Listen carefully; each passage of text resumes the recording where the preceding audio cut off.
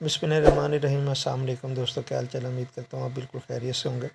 जैसे कि आप वीडियो में देख रहे हैं, आज जो है मैं आपको दिखाऊंगा कि भाई जैसे लो टनल फरवरी में जाता है या जनवरी में एंड पे उसको दरवाज़े बनाने चाहिए। जैसे आपके सामने ये मैंने थोड़ा सा शापर काटा है, उससे मैंने ये यानी कि स्टिक के करीब से ऊपर करके इसको बांध दिया।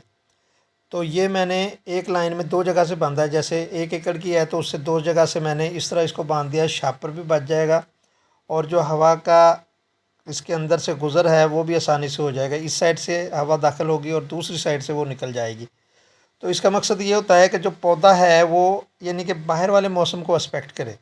तो ये दरवाज़े बनाने का ये मकसद होता है। अगर आप 10 या 15 दिन आप इस तरह बना देंगे तो जब ओपन करेंगे आपके पौधे को बिल्कुल कोई नुकसान नहीं होगा। तो ठीक है जी, अल्लाह हाफ़िज़, अस्सलाम वालेकुम जी।